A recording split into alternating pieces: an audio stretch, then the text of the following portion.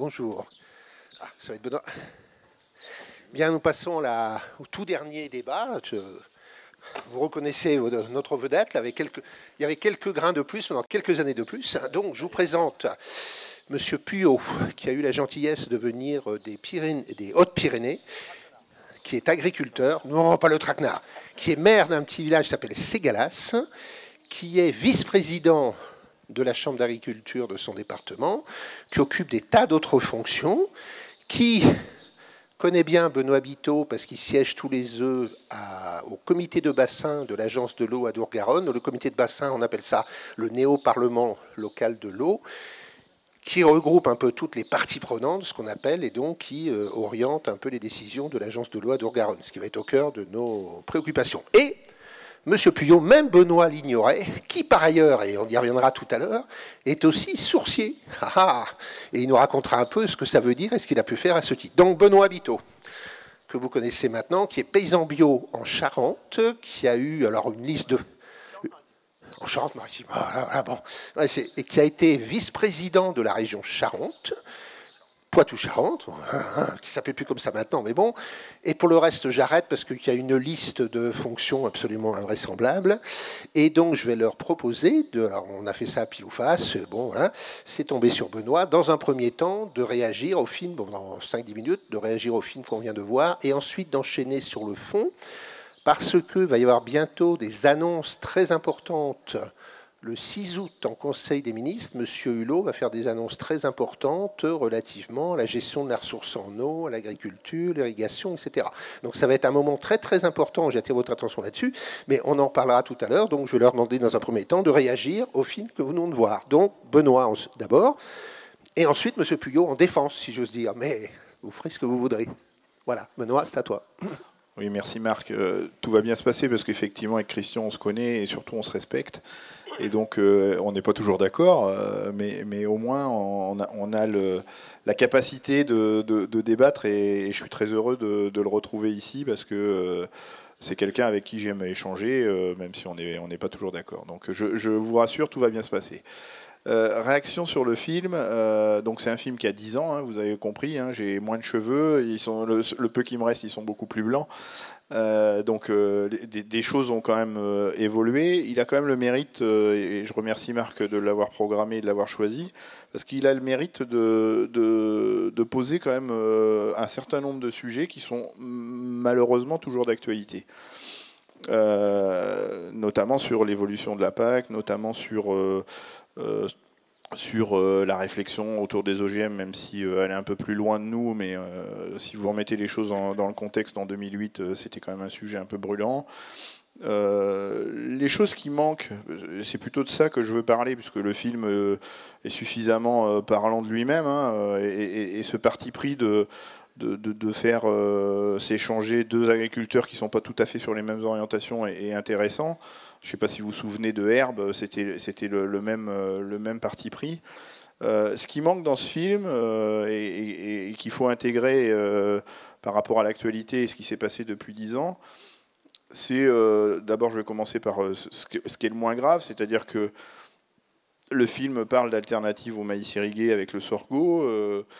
J'aurais aimé qu'ils retiennent, puisque j'en ai parlé quand les réalisateurs ont fait le film, qu'on parle d'une autre alternative au maïs qui s'appelle aussi le maïs, avec de la génétique locale, donc avec ce qu'on appelle des populations, qui sont en réalité des écotypes, qui fait que le même grain se mange et se sème, c'est le même. Et là, on s'affranchit complètement de la dépendance aux semenciers, et donc on a l'avantage de travailler du matériel vivant, du matériel génétal, de la ressource génétique végétale, qui, au fil des années, évolue avec le milieu sur lequel on évolue. C'est ce que j'appelle, moi, la sélection convergente par les hommes et par le milieu. Et donc là, du coup, à partir d'un matériel génétique, d'une ressource génétique que moi j'ai récupérée en Dordogne, elle est aujourd'hui complètement adaptée à la zone sur laquelle j'évolue. Et si je la ramenais en Dordogne, à côté des maïs de l'agriculteur qui me l'a donné pour que je débute mon travail de mise au point de cet écotype, je suis sûr que ma variété aujourd'hui, elle n'a plus rien à voir avec celle qui m'a été confiée il y a un peu plus de 10 ans maintenant. Donc ça, c'est le premier sujet, et ça me paraît suffisamment intéressant pour l'évoquer, puisque ce n'est pas évoqué dans le film. Le deuxième sujet, il est plus fondamental et surtout, il est beaucoup plus global, c'est la problématique du changement climatique.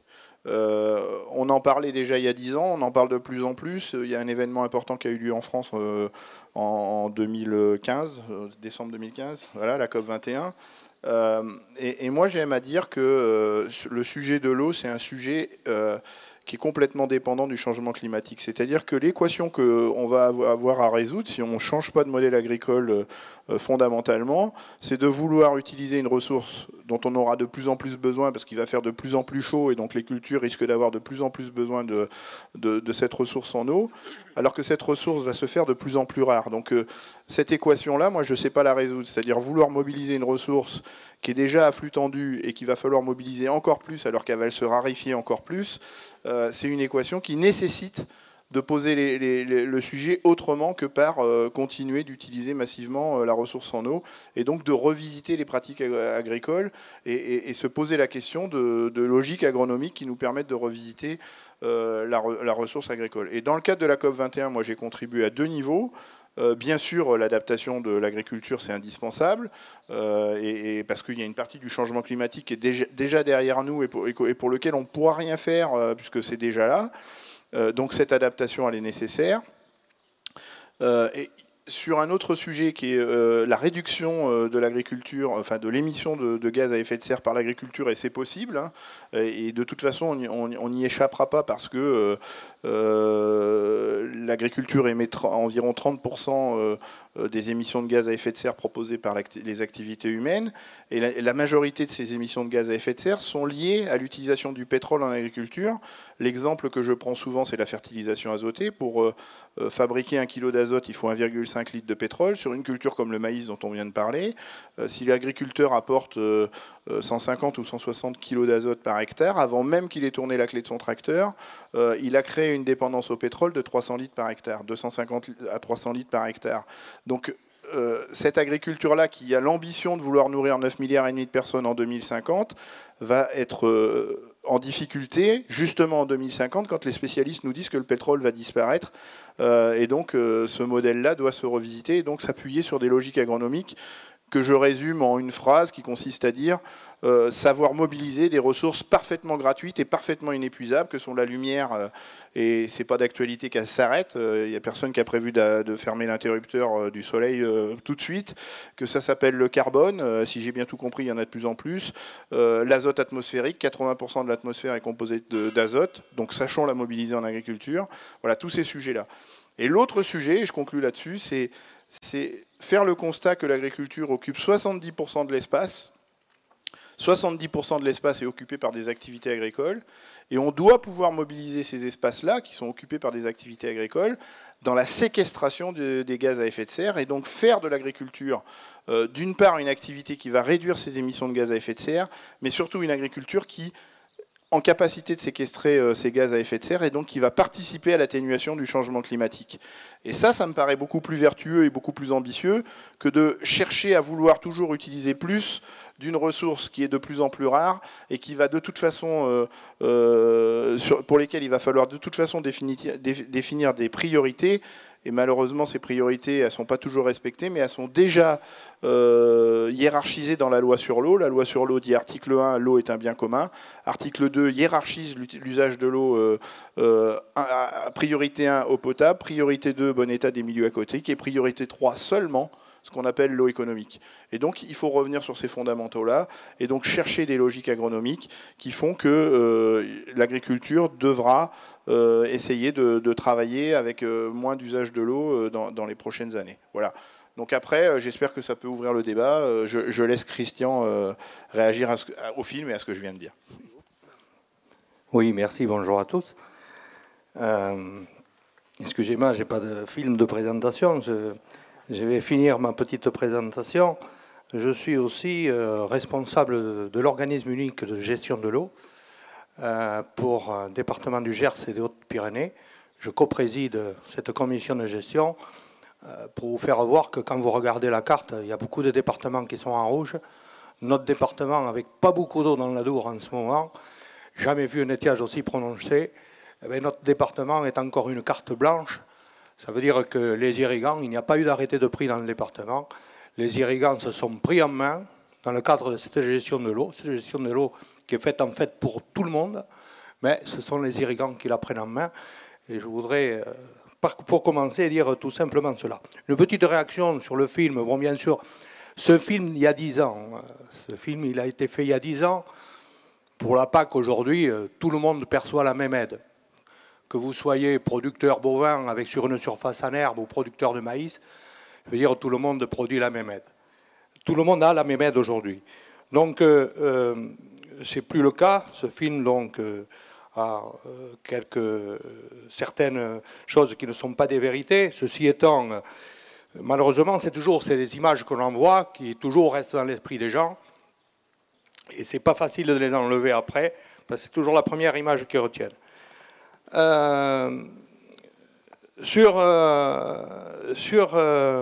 la pluviométrie, je crois que ce qui est dit là dans le film, notamment à la fin, excusez-moi parce que je n'ai pas tellement l'habitude de faire ce genre de débat, ce qui est dit à la fin, c'est que c'est vrai que tout un tas de projets n'ont pas pu voir le jour, et notamment un qui n'est pas très loin d'ici, qui est le projet de Sivens, pour beaucoup d'opposition locale.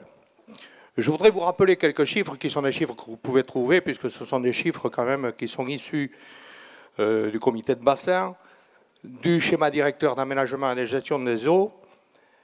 Il faut vous dire que la pluviométrie sur notre bassin est de 90 milliards de mètres cubes par an. La pluviométrie efficace, c'est-à-dire la pluie, elle est de 35 milliards, globalement. Ça veut dire que la différence entre 90 et 35, le reste, ça s'en va à la mer. Que les prélèvements en eau, globaux, de l'ensemble des utilisations et des populations, sont de 2,3 milliards. Sur les 2,3 milliards, l'agriculture consomme 900 millions. Quand je dis qu'elle consomme, ce n'est pas le terme exact, puisque l'agriculture met de l'eau sur ses cultures pour produire de la nourriture. Donc, elle transforme cette eau en nourriture. C'est de 900 millions de mètres cubes par an, ce qui reflète à peu près 41% des prélèvements totaux de ce qui est prélevé, pas de ce qui est parti. Ça représente 1% de la pluviométrie annuelle. Et ça représente 2,5% de la pluviométrie efficace. Le déficit structurel de ce bassin, c'est la différence entre la disponibilité et les besoins, y compris les besoins pour les soutiens d'étiage, c'est de 220 millions de mètres cubes. Qui devrait augmenter, bien sûr, avec le changement climatique, Benoît il l'a dit, ça devrait augmenter. Et l'irrigation en Adour-Garonne, c'est 10% de la surface agricole utile. Avec une forte variabilité, c'est sûr, en fonction des départements. Moi, je viens des Hautes-Pyrénées. Dans les Hautes-Pyrénées, la vallée de l'Adour, mais les coteaux, aujourd'hui, on est à plus de 50% d'irrigation sur notre département. Alors, il faut peut-être un petit peu expliquer pourquoi il y a 50% d'irrigation. L'irrigation a commencé dans la nuit des temps chez nous, puisque l'eau de la montagne s'écoulant, les prairies s'irriguant par immersion. Aujourd'hui, ces modes-là ont changé, on les a fait changer, parce que depuis 20 ans, on s'attache à les faire changer. Mais ceci étant, ça a structuré nos terroirs, ça a structuré nos villages. Quand je dis que ça les a structurés, ça veut dire que, perso, moi j'ai 43 hectares. 43 hectares tout en irrigué, qui me dégagent un salaire. Vous allez me dire, 43 hectares, pourquoi je ne me comparerai pas à des gens du bassin parisien avec 400 hectares? Ben non, parce que moi, avec 43 hectares, j'ai réussi à vivre jusqu'à maintenant. D'ailleurs, je suis bien en vie, vous me voyez encore là. Simplement, je veux dire par là, c'est que ça a structuré et ça a mis une pression sur le foncier. Qu'est-ce que ça veut dire? Ça veut dire que dans mon village, aujourd'hui, il y a encore une douzaine d'agriculteurs dans cette moyenne-là. Ça veut dire que, même si quelquefois ils ont une femme qui travaille à côté, parce que sur cette surface-là, on ne peut pas rester forcément à deux. Mais ceci étant, ça a maintenu quand même dans nos terroirs de l'emploi. Et quand ça s'est structuré de cette manière-là, c'est-à-dire à partir des années 60 où on a réellement développé l'irrigation, ça s'est structuré à partir de là. Et cette chronologie d'aujourd'hui, en fait, on l'a toujours là. Ça veut dire que si demain, le gars du bassin parisien, il a 1000 hectares, eh ben nous, au pire, on en aura 200. Ça veut dire, bon, on sera toujours dans la même disproportion. Ça veut dire que les choix que l'on a faits, c'est grâce à l'eau. Et je le dis bien, c'est grâce à l'eau qu'on a pu avoir des rendements et assurer des rendements. Moi, je me rappelle l'exploitation chez moi en 1960, je vous garantis qu'on semait des maïs où il y avait 0 récolte. 0 récolte. Et ça a été les premiers trous qu'on a fait dans la nappe phréatique parce qu'en rivière n'avait plus d'eau. Les premiers trous qu'on a fait dans la nappe phréatique, qui, elle, de notre côté, est très abondante, puisque c'est la nappe du Piémont pyrénéen, qui nous a permis un petit peu de nous sauver. Donc voilà, en réalité, comment se font les choses. Et puis, il y a un deuxième élément qui est aussi d'importance, c'est le terroir. Et quand je dis le terroir, c'est la qualité des sols. Sur mon exploitation, j'ai des sols qui sont entre 35 mm de réserve facilement utilisable et 45. Ça veut dire que ces types de sols ne retiennent pas l'eau, c'est-à-dire que si vous faites un orage de 60 mm ou 70, eh bien, ils n'auront pas la capacité à la retenir. Ça veut dire que ça partira. Ça veut dire qu'il faudra entretenir les besoins.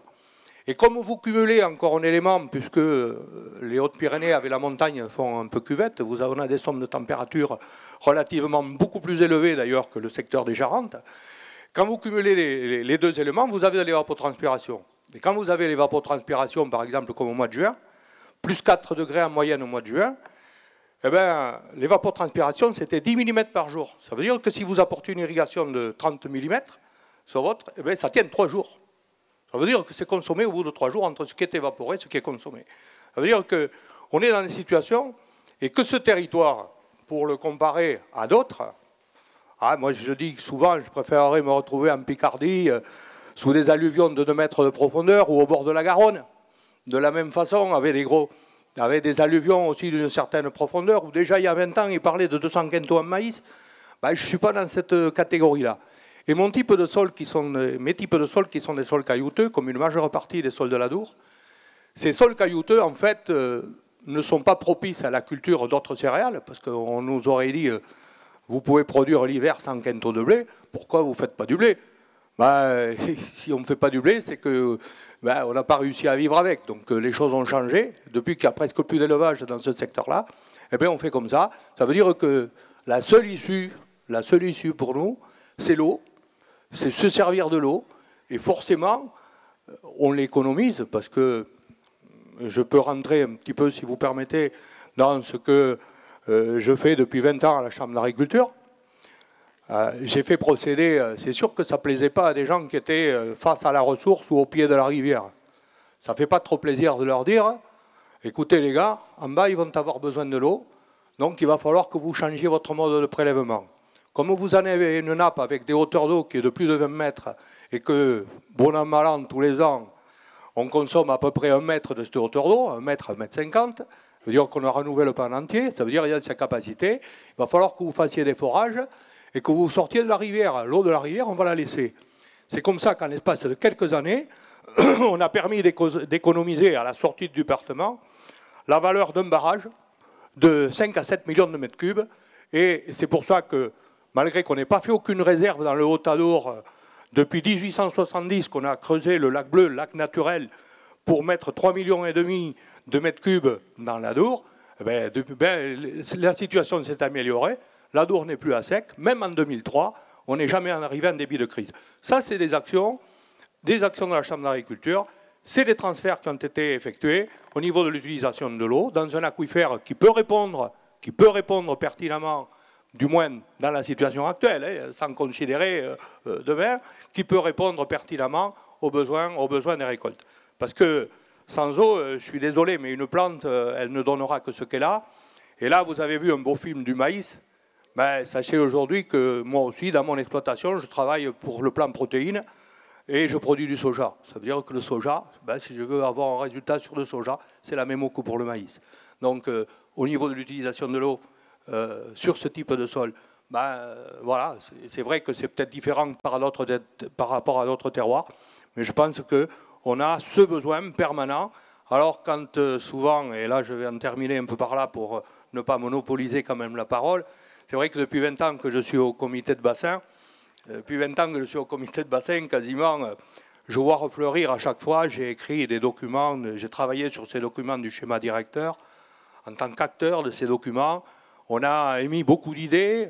On a même eu des présidents de comités de bassin, notamment avec M. Jean-François Poncet, qui avait décrété et fait voter en comité de bassin le grand barrage de Charlas, dans la Haute-Garonne. Et depuis, non, il ne s'est rien fait, parce que depuis 20 ans, on ne fait rien. Il faut voir que ce film-là, d'il y a 10 ans, il retrace une historique, excusez-moi, je veux le dire comme ça, d'idéologie, une historique d'idéologie au niveau national, parce qu'au niveau national, les gens qui ont réfléchi et qui ont pensé à l'eau, ils ont pensé que l'irrigation ne devait plus servir à rien et que ça a été le mot de désirrigation qui est arrivé. Et aujourd'hui, toutes nos peines depuis 20 ans, on ne peut plus construire d'ouvrages, parce que je rappellerai que si nous n'avions pas les ouvrages faits pour l'hydroélectricité dans les Pyrénées, ça veut dire que la Garonne sera sec aujourd'hui. 70% des eaux des ouvrages va au soutien d'étiage de la Garonne aujourd'hui, va à tous les usages. Et il faut savoir aussi qu'en plus, vous avez 20 000 habitants de plus qui se mettent autour de tous les ans, 50 000 habitants avec l'agglomération bordelaise.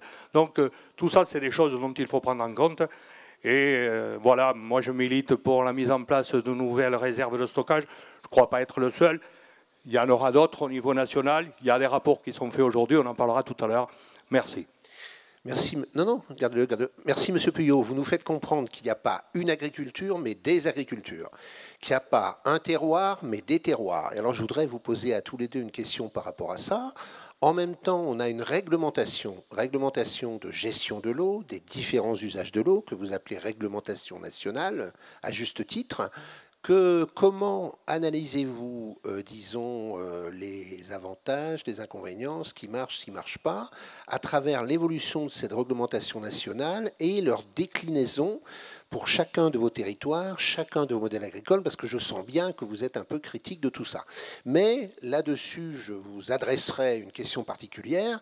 On voit quand même, et je ne mets absolument pas en doute les efforts que vous avez accomplis et ce qui vous permet aujourd'hui de ne pas être sur la carte en rouge.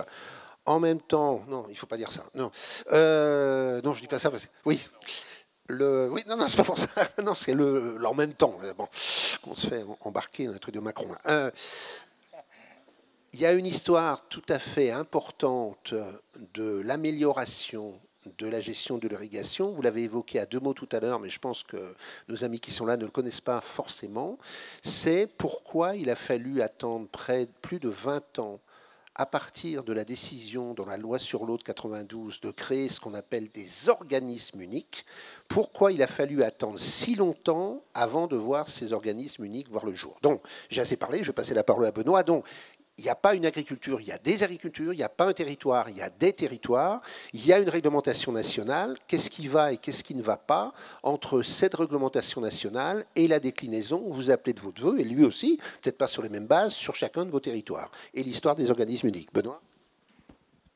Alors oui, effectivement, je te remercie Marc d'évoquer le fait qu'il y a plusieurs types d'agriculture.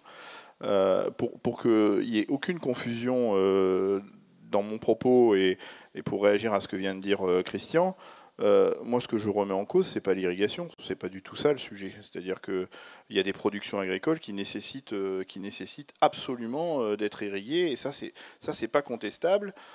C'est ce que moi ce pourquoi j'invite au débat, c'est pour quelle agriculture, pour quel type de production agricole est-ce qu'on mobilise de la ressource en eau pour rester, et ça me permet d'avancer sur la logique réglementaire, pour rester dans les priorités annoncées par la loi sur l'eau. Et donc, à partir de là, quand on a identifié et qu'on a, au-delà de la loi sur l'eau qui hiérarchise avec priorité 1 eau potable, priorité 2 bon état du milieu aquatique, priorité 3 l'eau économique, à l'intérieur de cette troisième priorité, une fois qu'on a satisfait les deux autres priorités, et le sujet c'est celui-là, c'est-à-dire qu'aujourd'hui sur certains territoires, on a poussé tellement loin les prélèvements pour faire de l'eau économique, et en particulier sur de l'irrigation, et sur la région d'où je viens, en Poitou-Charentes, c'est le cas. Aujourd'hui, on se pose la question de l'alimentation en eau potable de la ville de La Rochelle au mois d'août, et de la ville de Royan au mois d'août. Et on a déjà vécu ça en 2011. En 2011, on a dû, pendant 15 jours, avec votre argent, avec l'argent de nos impôts, fournir de l'eau en bouteille à tous les gens qui habitent et tous les touristes qui étaient à Royan pendant 2 semaines, parce que sur fond d'irrigation de maïs, Et là, on arrive au sujet. On a mis à sac la ressource en eau et on a dû distribuer de l'eau en bouteille aux gens qui habitent à Royan. Donc là, on est sur l'aspect réglementaire. On voit bien que la loi, quand même, pose les choses comme elle doit les poser, et que malgré ces évolutions réglementaires, on est allé au-delà du raisonnable, et que la priorité 1, la loi sur l'eau, n'était pas respectée. Pour autant, j'insiste là-dessus, je ne suis pas en train de dire qu'il faut renoncer à l'irrigation en agriculture. J'ai jamais dit ça, je ne l'ai jamais écrit. Je vais même plus loin, puisque tu as dit que j'avais été vice-président de la région Poitou-Charentes.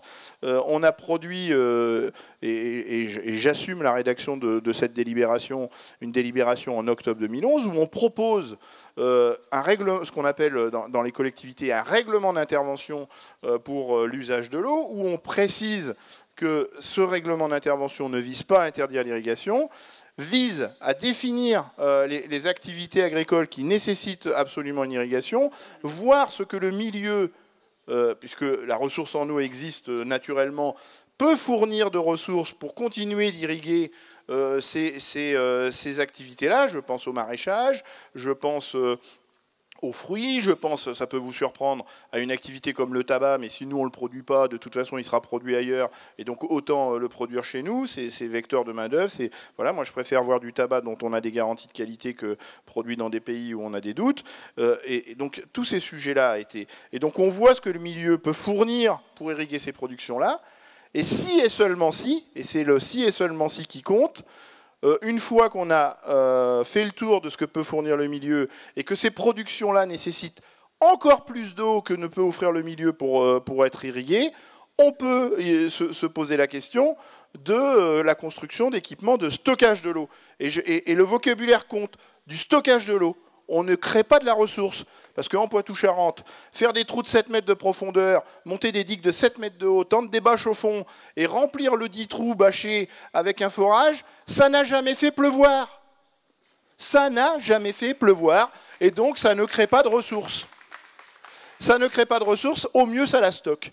Et donc, ce que je proposais en 2011, c'était que pour ces équipements de stockage, qui vont permettre de soutenir des logiques d'irrigation sur des productions qui en ont besoin, qui sont vecteurs de forte valeur ajoutée et qui sont vecteurs de fourniture, de production agricole vivrière, moi je propose, et je propose toujours, parce que je suis toujours conseiller régional en Nouvelle-Aquitaine, que ces équipements soient financés à 100%, et on va arriver sur une autre entrée, qu'est le financement public, financés à 100% par la collectivité publique, pour stocker un bien qui s'appelle l'eau, qui, article 1 de la loi sur l'eau, est un bien commun, et qui garantit, parce qu'il est financé à 100% par l'argent public, et on peut faire la loi, le lien avec la loi GEMAPI, alors gestion des milieux aquatiques et de la prévision des inondations, qui va être confiée ce qu'on appelle EPCI, aux établissements publics de coopération intercommunale, c'est-à-dire les communautés de communes ou les communautés d'agglo, proposer que ces équipements financés à 100% par l'argent public, qui stockent donc de l'eau, article 1 de la loi sur l'eau, qui est un bien commun,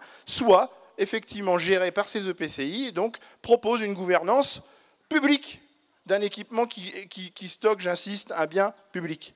Et donc là, à partir de là, on peut... Et donc se pose la question, et c'est pour ça tout à l'heure que j'ai tenu à introduire mon propos avec le maïs, et une alternative au maïs qui s'appelle le maïs, se pose la question de est-ce qu'on doit continuer à utiliser de l'eau pour irriguer du maïs, a fortiori quand on mobilise de l'argent public. Je rappelle que les équipements de stockage sont financés à 70% par de l'argent public, que 200 sont prévus en Poitou-Charentes, que les 30% restant à la charge des agriculteurs sont déjà prohibitifs, et que la raison pour laquelle aujourd'hui ces équipements ne sortent pas de terre, c'est parce que même avec seulement 30% de financement par les porteurs de projets, c'est prohibitif financièrement, c'est-à-dire que ça représente une charge annuelle de 3 à 400 euros par hectare et par an pendant 25 ans. C'est 3 fois le fermage. Donc aujourd'hui, même les agriculteurs ne veulent plus y aller. Et c'est peut-être ça qui va faire qu'il n'y en a pas eu. Et une petite parenthèse quand même sur les raisons pour lesquelles, effectivement, beaucoup de projets ont été annulés par la justice. On a tendance à montrer du doigt les écolos qui sont les empêcheurs de ces projets, sauf que les écolos, ils posent, moi j'aime pas beaucoup les appeler comme ça, je préfère parler d'écologistes, ils posent sur la table des tribunaux des dossiers qui convoquent la justice et qui leur disent voilà, ce projet-là est en cours, il nous semble qu'au titre de tel article de telle loi, de tel article de telle loi et de tel article de telle loi, ce projet n'est pas conforme, et la justice fait son travail, et la justice, à la lumière des éléments qui lui sont fournis, fait la démonstration que, effectivement, dans la majorité des cas, des projets qui tombent à l'eau, sans vilain jeu de mots, sont des projets qui ne répondent pas à la loi. Donc ce n'est pas la faute des écolos, c'est la faute des porteurs de projets qui ne montent pas des projets conformes à la loi. Faut arrêter de dire que les écolos sont responsables de tous les maux. C'est pas pour faire de la poésie. Voilà. Donc ça, je ne sais pas si j'ai tout dit, mais ce qu'il faut retenir, c'est que ce n'est pas l'irrigation qu'il faut montrer du doigt, c'est certaines pratiques agricoles. Je finis juste. En Nouvelle-Aquitaine, 75% du maïs irrigué, 75% du maïs irrigué, qui mobilise, alors moi je dis 800 millions de mètres cubes, mais toi tu dis 900, donc voilà, c'est bien, voilà. Mais moi je dis 800 millions de mètres cubes, donc je suis plutôt, voilà. Donc je suis plus modéré que toi.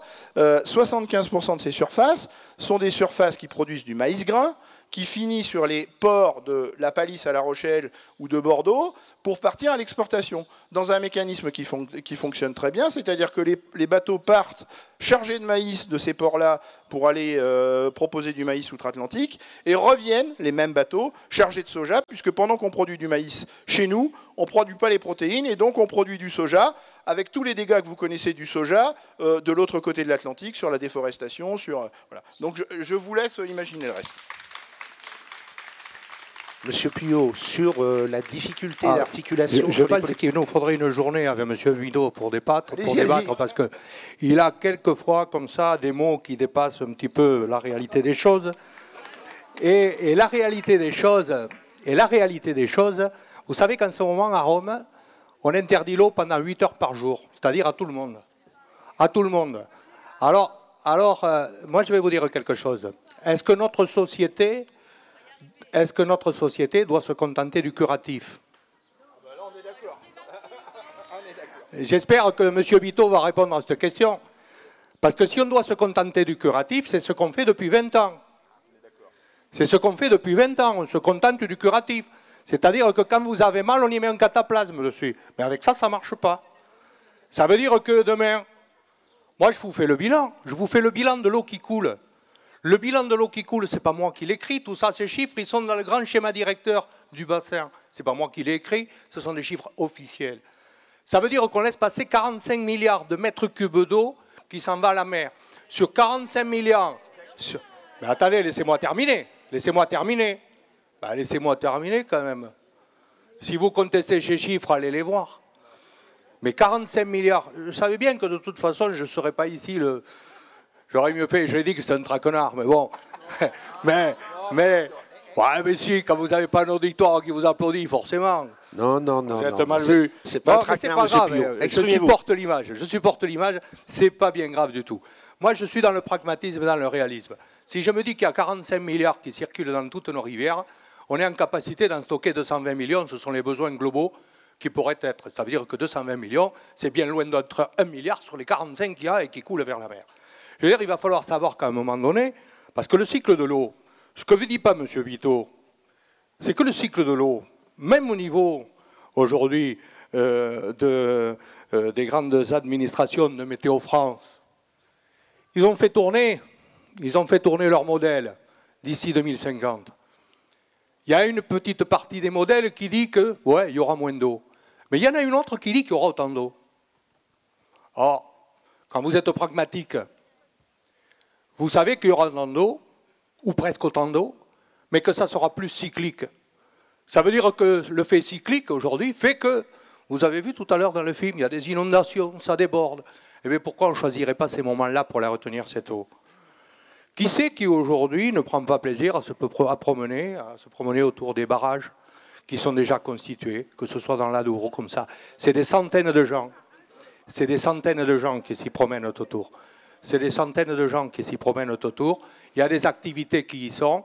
Je veux dire, ils ont un autre reflet. Alors, je vais arriver à un sujet qui n'est pas évoqué, qui n'est vraiment pas évoqué. Ben, continuons de l'eau à la laisser s'écouler. Faisons en sorte d'abandonner la production de maïs. Et là, j'en arrive aux effets de serre. Alors, les effets de serre, c'est quoi les effets de serre? c'est le CO2. Et quelles sont les cultures aujourd'hui en capacité, pendant la période la plus cruciale, je dis bien la plus cruciale, à capter le CO2? C'est les cultures irriguées. C'est le maïs, 40 tonnes de captage de CO2 à peu près à l'hectare, pour 40 tonnes d'oxygène rejeté, au même titre qu'une forêt d'un hectare de feuillus. Si vous laissez faire la climatologie, elle n'est que par période. Si on a des périodes longues, desséchantes, vous savez qu'une forêt, même une forêt de résineux, est capable de rejeter du carbone dans l'air. Ça veut dire que, au niveau de la climatologie, quand je vois des systèmes d'alerte à Tarbes ou ailleurs, ces systèmes d'alerte qui vous interdisent d'allumer des feux, etc., etc. La climatologie, c'est ça. Le cycle de l'eau, c'est ça. Le cycle de l'eau, c'est pouvoir, à un moment donné, dans les périodes chaudes, capter du CO2. Et c'est ça qui fait l'équilibre. C'est ça qui fait la vapeur d'eau. D'ailleurs, bon, je rentrerai peut-être un peu plus dans le détail d'autres études qui sont faites, mais pas qu'ici, qui sont faites aux États-Unis, sur ce qu'est l'adaptation. Et qu'est-ce qu'ils considèrent aux États-Unis comme étant l'adaptation? Je vais vous dire, c'est tout clair. C'est une note qui date du mois de janvier dans la revue United States. Cette note, le seul élément de l'adaptation au changement climatique, c'est l'irrigation. Alors, qu'on tourne les choses comme l'on veut, on peut tourner les choses comme l'on veut. Tout le monde a besoin d'eau. Est-ce que vous imaginez que chaque habitant par jour, combien il consomme? Ça veut dire que si demain, Toulouse et Bordeaux, déjà, se sont enrichis d'une grande partie de population supplémentaire, s'ils continuent de s'enrichir comme c'est fait aujourd'hui, eh bien, j'en conviens, il manquera de l'eau. Il manquera de l'eau dans les petites rivières que vous avez vues tout à l'heure. Il manquera de l'eau pour les truites du bassin. Moi, je souhaiterais que cette eau qui est annexée à l'hiver, on puisse l'arrêter pour l'envoyer chez Mme Rabic l'été. On lui enverra cette eau à Mme Rabic l'été. On lui enverra, mais à condition qu'elle soit stockée. Parce qu'il ne faut pas oublier que ce qui est actuellement, quand même, et dans quelles conditions nous vivons, et grâce à quoi nous vivons, je l'ai dit tout à l'heure dans mon introduction, sans ça, il n'y aurait pas de vie sur ce bassin s'il n'y avait pas aujourd'hui les retenues hydroélectriques sur les Pyrénées. S'il n'y avait pas ça, si ça n'avait pas été ces projets construits il y a 70 ans maintenant, eh bien, ça n'existerait pas. Ça veut dire qu'on n'existerait plus, on aurait des déserts. Alors, bon, vous comprenez bien que moi, je suis que dans le pragmatisme, je ne cherche pas... Je ne mets pas en cause du tout ni l'exploitation, ni la transformation de l'exploitation de Missubito. J'en ai à côté de chez moi. Je vais vous dire, j'ai mon petit-fils qui vient de faire son stage dans l'exploitation bio. Et j'ai même profité, avec ce même exploitant,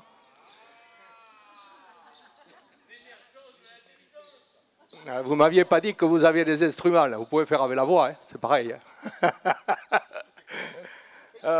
C'est une voix? Ah, je n'avais pas entendu. J'ai cru que j'entendais un âne. Bon, mais c'est pas grave. Là, vous cherchez les embrouilles, là. Ah, excusez-moi, c'est un petit retour. Ah, excusez-moi. J'ai pas fait exprès. Hein. Simplement, oui, mon petit-fils, il fait un stage d'une exploitation bio. Tout irrigué. Tout irrigué. Si je vous donnais les chiffres d'affaires de cette exploitation, elle est assez extraordinaire. Et croyez-moi que, voyant cela, quand on envoie tout un tas d'émissaires, parce que je m'occupe du bio aussi un petit peu dans le département, donc au travers de la Chambre d'agriculture, alors je peux quand même en parler un petit peu, on a deux référents à la Chambre d'agriculture. D'ailleurs, même le gros problème d'aujourd'hui, c'est d'avoir eu trop de demandes. On est dans des départements qui avons eu énormément de demandes pour se mettre en bio, qui revêt malgré tout quelques connaissances. Alors, il ne suffit pas d'avoir des aides, il suffit d'avoir une technicité, et il suffit aussi, finalement, de prévenir cette transition. Et les choses qui sont faites telles qu'elles sont faites aujourd'hui n'assurent pas une bonne transition pour les gens qui vont se mettre en bio. Quand je dis cela, c'est que la visite que j'ai pu faire de nombreuses exploitations, en dehors de quelques-unes qui sont vraiment des pilotes, voilà, ne résume pas tout à fait le travail qui devrait être produit, finalement, pour réussir en bio. Après, c'est comme tout, et c'est comme toutes les marchandises, réussir en bio, c'est aussi derrière avoir un marché. Si vous n'avez pas de marché, si aujourd'hui Peugeot ne fabriquait que des 507 ou des 607, s'ils n'avaient pas de petites voitures, eh bien, ils ne les vendraient pas. Ça veut dire que malheureusement, on produit aujourd'hui globalement pour 90% du marché, c'est du marché conventionnel, quasiment. Bon, en bio, c'est 3-4%, je ne sais pas exactement. Mais bon, voilà. Donc on produit aussi pour un marché et il faut nous le voir comme ça aussi. Monsieur Puyot, Benoît souhaite vous répondre sur la climatologie. Juste moi, quand même, une petite information.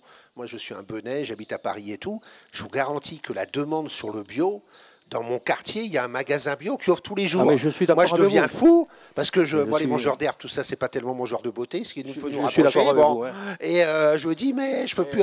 Alors, je vais chez mon kebab à côté avec mon fils qui est là, qui lui dit, non, papa, on va au kebab. Bon, passons. Et après, Benoît va répondre sur la climatologie. Après, je vous raconterai une petite anecdote avec Madame Christiane Lambert il y a quelques années pour revenir à la question que d'ailleurs ni l'un ni l'autre vous n'avez pas vraiment répondu. Moi qui me tiens à cœur, la réglementation nationale, les déclinaisons locales. Mais Benoît et après, non mais je vous raconte une petite histoire. Vous allez voir qu'en plus Madame Lambert est maintenant votre grand chef et c'est un truc il y a quelques années, donc vous allez voir c'est assez intéressant. Donc Benoît sur la climatologie.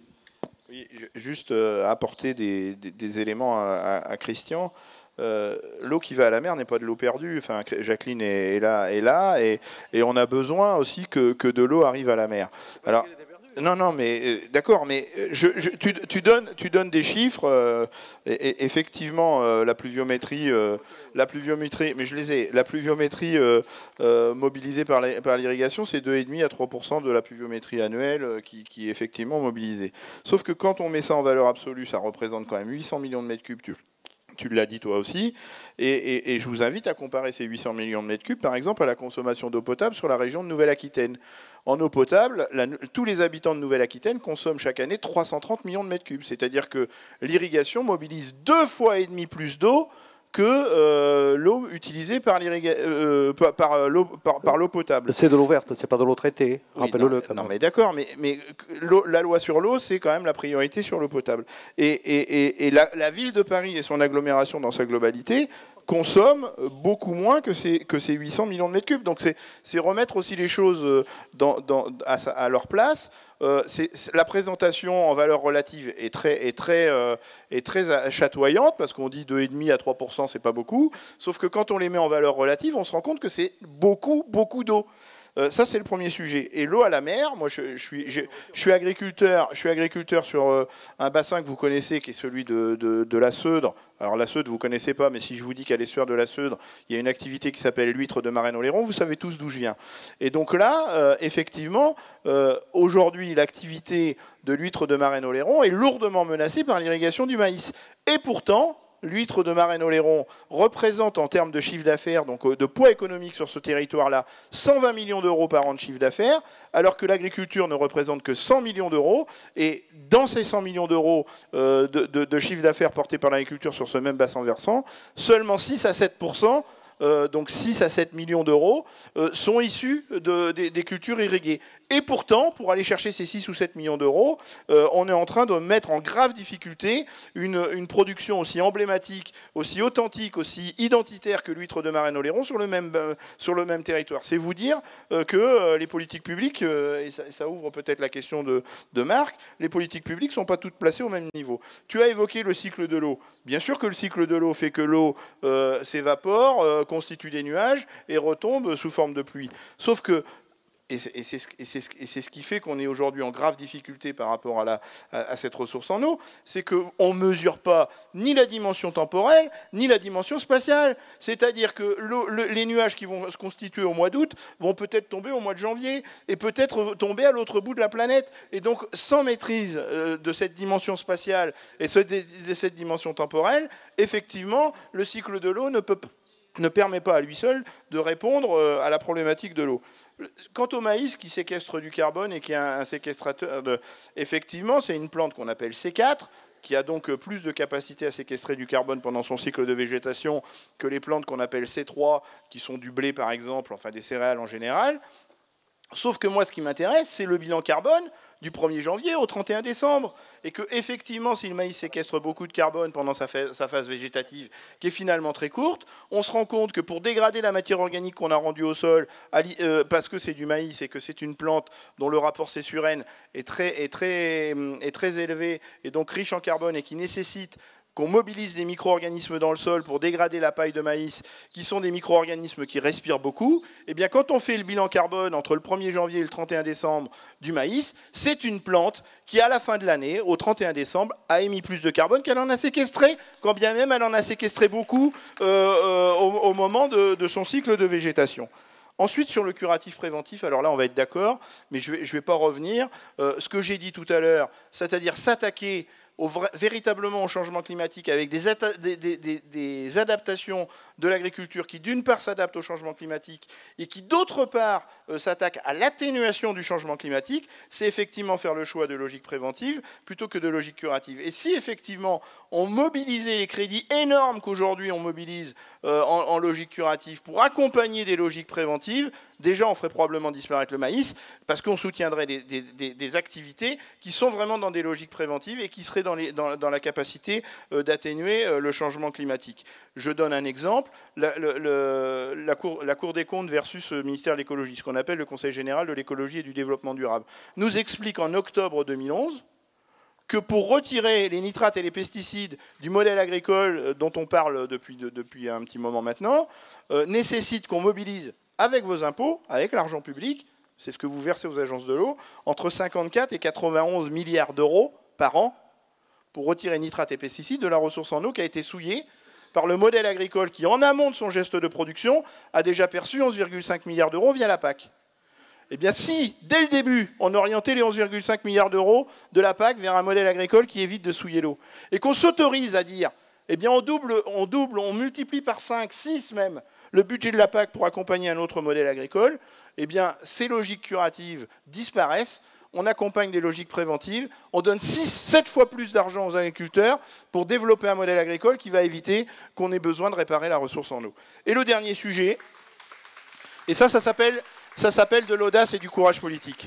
Le dernier sujet, on parle de bio. Moi, je suis agriculteur certifié bio, effectivement, mais j'ai fini. Je suis certifié bio, mais j'ai pas voulu être certifié bio pour être plus malin que les autres et dire regardez-moi, je suis le plus beau. Je suis certifié bio et puis je vais toucher des aides. Globalement, si j'avais continué comme faisait mon père à faire de la monoculture de maïs irrigué, parce que la structure que j'ai reprise, ça faisait 35 ans qu'elle était en monoculture de maïs irrigué sur les mêmes parcelles et mobilisait 300 000 m3 d'eau par an pour irriguer ces 110 hectares. 300 000 m3 d'eau, c'est la consommation annuelle d'une petite ville de 5 500 à 6 000 habitants en eau potable.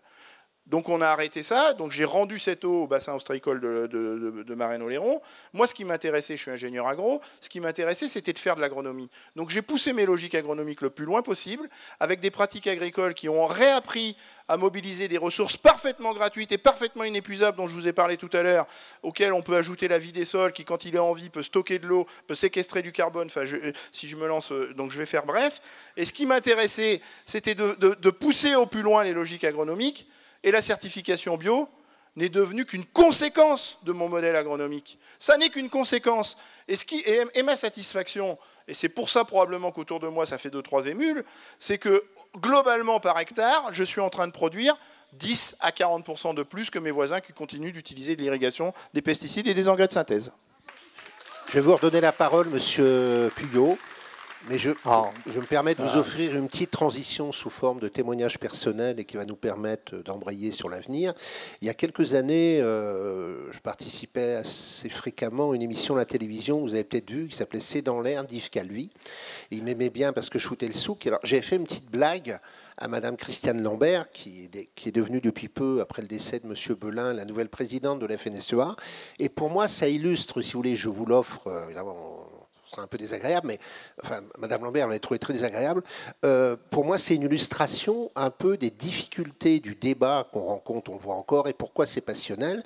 Et c'est pour ça que je vous posais la question tout à l'heure entre les politiques nationales et leur déclinaison territoriale. Et il me semble qu'il y a des crispations, et vous allez comprendre mon petit exemple. Alors, la blague que j'avais fait à Madame Lambert, j'avais repéré un jeune chercheur tout à fait brillant à Sciences Po, qui avait eu l'idée que j'avais trouvée absolument magnifique, de dresser une première carte. Cette carte, c'était une carte de France dans laquelle il avait identifié les régions qui recevaient le plus d'aide de la PAC au maïs irrigué. C'était il y a quelques années. Et il avait eu l'idée, certes maligne, de faire une deuxième carte sur laquelle il faisait apparaître les régions et les villes où chaque été, les préfets prenaient des arrêtés d'interdiction des usages d'eau potable. Vous avez pu... Et évidemment, surprise, et là, à un moment, Madame Lambert avait commencé en nous disant que c'était la sécheresse, que cet été, il n'y aurait plus de pain dans les boulangeries. Donc j'avais dit à Calvi, et j'avais sorti mes 2 cartes. Alors c'était, si vous voulez, pour moi, c'était marrant parce que chez Calvi, vous voyez à la télé, là, on est assis sur des tabourets très inconfortables. D'ailleurs, c'est des tables en plastique. Et on voit les pieds de nos interlocuteurs en face. Ah là, Madame Lambert était... Elle crisait. Et à la fin, elle a été chopée Calvi. Eh, mais lui, là, parce qu'il ne me connaissait pas à l'époque, mais lui, là, vous m'avez dit que c'était un expert et tout. Mais c'est un politique. Bon, je vous dis ça parce qu'on sait que Madame Lambert va devenir présidente et c'est un peu la transition. Donc, oui, elle est présidente. Si vous voulez, je pense qu'il y a des crispations parce que la remise en cause, en gros, Benoît le fait, d'autres le font, du modèle agricole, productiviste, etc., que vous défendez pour des raisons et tout, ça se cristallise sur des territoires particuliers. Et si vous voulez, j'y trouvais une illustration. Et donc, c'est un peu pour ça que je vous lançais là-dessus tout à l'heure, parce que j'avais compris que vous étiez vous-même critique des politiques publiques nationales qui ne vous semblaient pas correspondre, disons, aux déclinaisons territoriales, le terroir, tout ça. Et je pense que c'est une explication, c'était pour ça que je me permettais de m'introduire dans votre débat. Ce qui me donne l'occasion de vous faire rebondir, parce que normalement on arrête dans un quart d'heure, je sens déjà qu'on va déborder un peu, que vous avez de nombreuses questions, mais de vous inviter un peu à rebondir sur l'actualité et ce qui nous attend. Dans quelques jours, M. Hulot, ministre de l'écologie, va faire des annonces extrêmement importantes en Conseil des ministres le 6 août. Il doit faire des annonces relatives à l'usage de l'eau en agriculture, à l'irrigation, la création de nouvelles ressources, etc. Ça va être un moment extrêmement... Oui, oui. Mais bon, ça va être un moment extrêmement important qui va nous donner des indications sur ce que va être la politique du gouvernement. Donc je souhaitais vous demander de réagir. Je sais, M. Puyot, que vous suivez ce dossier de près, comme tous les gens dans le domaine agricole. Donc, que pensez-vous, qu'espérez-vous des annonces là, qui se profilent et disons, quelles sont vos attentes dans la période qui s'ouvre par rapport à l'usage de l'eau en agriculture? Bon, simplement, en 2 mots, je vais dire à M. Biteau que lorsqu'on fait du maïs, l'hiver, en général, on couvre les sols, on met des couverts végétaux.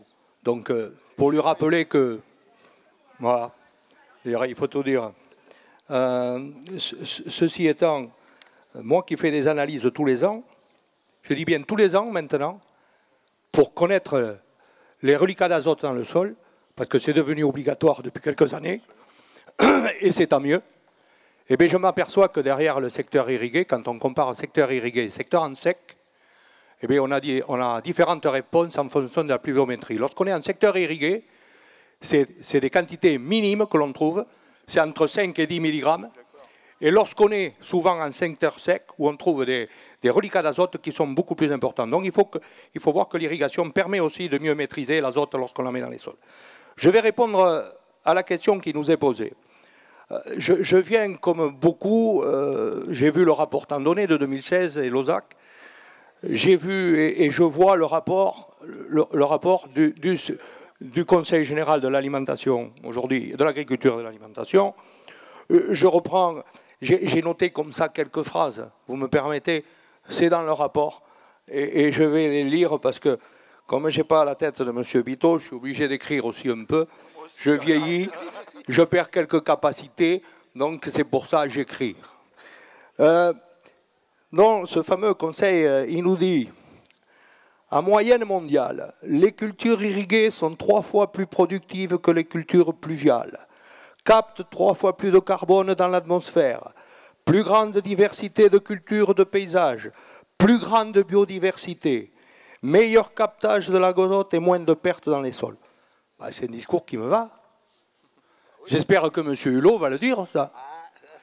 Alors lui qui s'est occupé que de la climatologie, peut-être il va parler d'eau, là. Parce que c'est vrai que les questions de climat, c'est plutôt son chantier à lui. Vous vous rappelez des émissions dans les océans? C'est des choses terribles, ça. On a souvent montré ce qu'étaient, finalement, les mauvaises choses. C'est bien qu'on les montre. Les trains qui roulent tous les jours et qui arrivent à l'heure, on n'en parle pas. C'est plus le cas. Mais enfin, on parle des avions, mais j'en conviens. J'en conviens. Mais les choses qui marchent bien, on doit en parler aussi. Parce que malheureusement, quand on lit, quand on écoute M. Biteau, la plante maïs, c'est Bordeaux, c'est le bateau, c'est direction l'Espagne, voire l'Italie aujourd'hui, parce qu'ils ne vont pas pouvoir produire. Mais non, ce n'est pas que ça, le maïs. Le maïs, mais c'est le foie gras, ce que vous allez manger peut-être aujourd'hui. Le maïs, c'est quoi le maïs? Le maïs, c'est le porc, c'est les volailles, l'abeille, c'est tout ça qu'il y a sur notre territoire. C'est toutes ces filières qui sont là. Ces filières, ça représente combien d'emplois? À côté de chez moi, c'est pas difficile, vous avez Euralis, le groupe Euralis a une fabrication de foie gras à côté de Maubourguette, ça s'appelle. Il y a 2000 emplois là-dedans. Alors, chômage technique à cause de la maladie, forcément, mais tout ça, c'est les gens du secteur aujourd'hui qui, qu'est-ce que vous voulez, ils sont un peu pris à la gorge, ils sont au chômage technique. Et c'est tout ça le maïs. Mais nos territoires, ils ne sont pas unilatéraux, les territoires sont différents, il a dit, M. Biteau. J'en conviens chez lui, peut-être que j'aurais fait la même chose chez lui, je ne sais pas. Je sais pas, là où je suis, je fais ce que je fais. Alors, ceci étant, je vous l'ai dit tout à l'heure que j'avais un petit-fils et qui allait peut-être se diriger vers cela. Parce que quand je vois le chiffre d'affaires du bio qui est à côté de chez moi, qui fait du chiffre d'affaires de 3 000 € hectare, alors que moi, à côté, j'arrive même pas à 2 000 €, bien sûr que je me pose des questions. Il y en a plein qui se la sont posées. D'ailleurs, c'est pour ça que notre gouvernement qui s'était engagé, parce que je réponds, parce que ça fait partie du dossier, c'est notre gouvernement qui s'était engagé, le gouvernement Hollande, à transférer des aides du premier au deuxième pilier. On avait fait fixer la limite à 10%. Aujourd'hui, on se retrouverait presque à 20%. Pourquoi? Parce que les aides ne sont pas honorées. Les primes PAC de 2015, on n'a pas reçu le total encore de savoir combien exactement on a touché. De 2016 non plus. Ça veut dire que 2017, on parle déjà de la nouvelle PAC de 2020. On n'est même pas payé encore. De 2015, fini d'être payé. Donc il y a quand même des choses. Et je vais vous dire, la petite bagatelle quand même. Est-ce que vous savez combien il manque à ce deuxième pilier aujourd'hui pour régler la problématique des transferts, de passage en bio, mais autre chose, développement du monde rural, etc. C'est 2 milliards. Comment on va sortir 2 milliards si on ampute aujourd'hui les aides agricoles du premier pilier? Vous avez quand même tous écouté les moins de 350 € qui sont résumés à plus de la moitié des exploitants français. Donc, si vous résumez cela à ça, ça veut dire que c'est une amputation des aides qu'ils vont recevoir. C'est encore une autre difficulté. Alors, je comprends bien que Mme Lambert ne puisse pas être d'accord. Et pour aller un peu plus loin, puisque sont engagés les États généraux de l'alimentation, aujourd'hui, la question de fond qui est posée, c'est la valeur de fond qu'il reste à l'agriculteur pour pouvoir lui permettre de continuer de produire et de continuer de vivre. Or, les États généraux tels qu'ils se présentent aujourd'hui, avec les 6 articles, les 6 débats qu'il doit y avoir, diluent en fait le fond de ce problème et ne vont pas régler le problème. Je crois qu'on a eu plein d'histoires sur ces États généraux, parce que on en voit depuis tout le temps de ces choses-là, où on essaye de régler le problème de la prise de valeur ajoutée par la grande distribution qui est derrière. Bon, aujourd'hui, je ne sais pas si ça sera réglé, mais ça sera très certainement dilué. Ça fera encore un plouf dans le dos.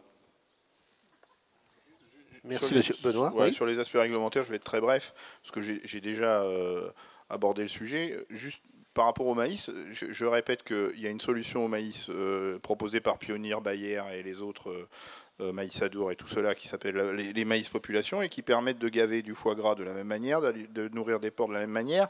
Mieux, ils sont plus riches en protéines de 25% en moyenne. Ce qui fait que, par exemple, quand on a un éleveur laitier qui a, c'est pas mon choix, moi je considère, alors je vous propose une révolution, hein, nourrir des herbivores avec de l'herbe. Et ça marche du tonnerre de Dieu. Mais bon, il y en a qui veulent élever des animaux 365 jours par des bâtiments et qui élèvent avec une ration à base de maïs et de soja. Quand on utilise les variétés proposées par Pionnier et les autres, on crée une dépendance en moyenne pour 1 hectare de maïs ensilé de 3 tonnes de soja pour compléter la ration, puisque le maïs est pauvre en protéines.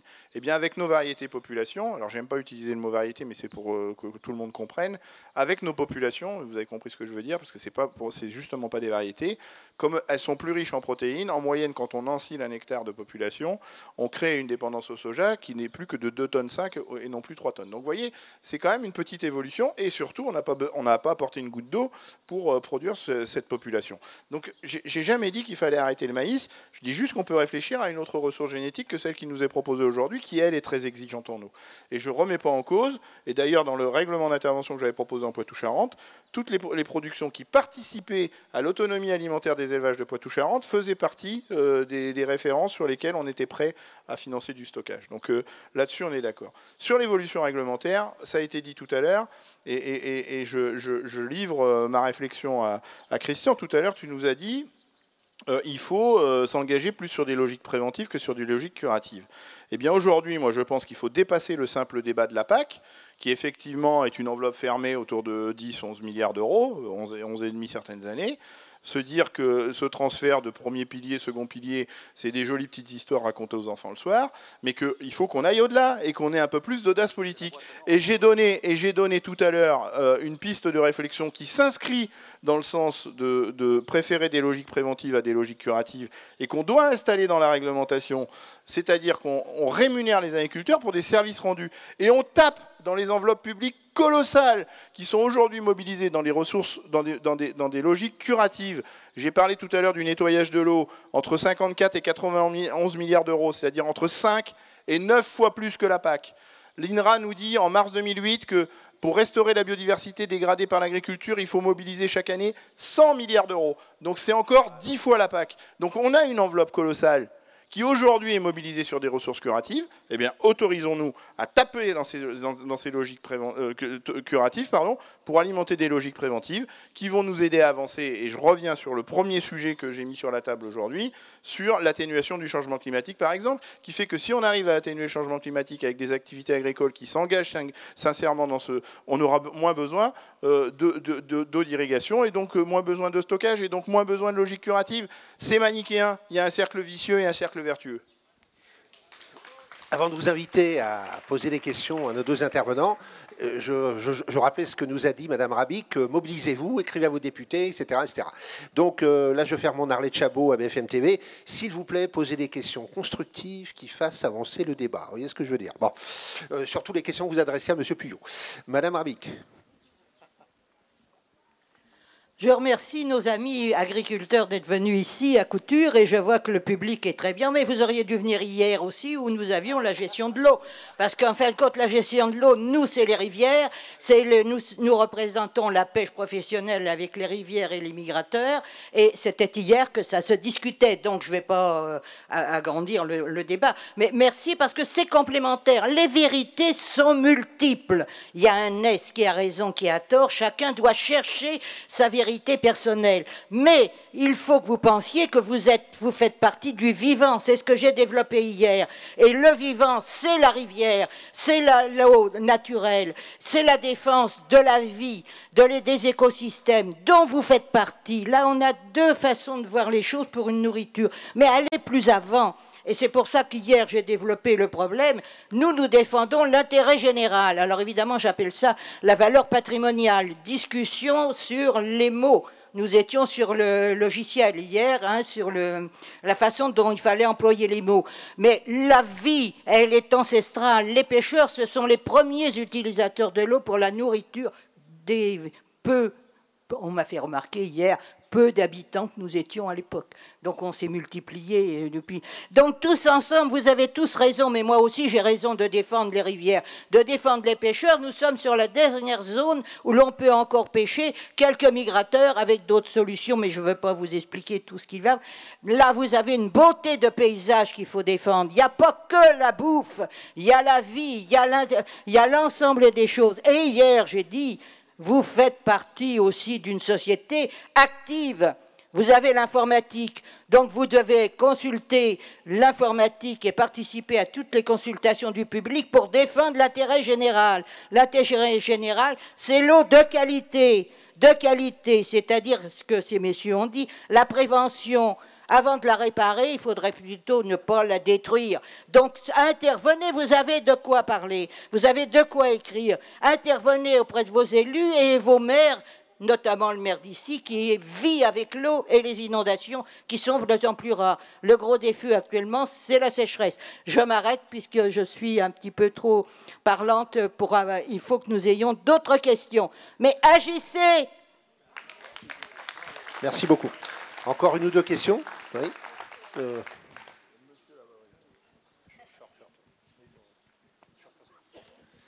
Oui, est-ce que vous savez que l'Agence française de biodiversité est en train de faire une cartographie des cours d'eau actuellement? Et la FNSEA fait un lobbying intense pour faire disparaître un certain nombre de cours d'eau, de façon à ce qu'elle puisse pomper dans ces cours d'eau, faire des captages dans ces cours d'eau, sans avoir à passer par la réglementation. Ça, c'est le premier point que je voulais donner. Le deuxième point, ça concerne un cas particulier qui est les Pyrénées-Orientales. Dans les Pyrénées-Orientales, la nappe du Pliocène est en train de disparaître. Il y a des entrées d'eau salée. La nappe du Pliocène alimente une grande partie en eau potable et en irrigation agricole des Pyrénées-Orientales. On a identifié 60 000 captages illégaux sur cette nappe, et c'est essentiellement des captages agricoles. Je m'excuse, on n'aura pas la réponse parce que là, l'organisation me dit qu'il faut qu'on arrête. Vous pouvez voir M. Puyot, M. Biteau, parce que sinon, on met en péril la suite de ce qui doit arriver. Voilà, c'est un peu décevant. Je suis désolé, mais on a des contraintes horaires que je me dois de respecter. Merci à tous.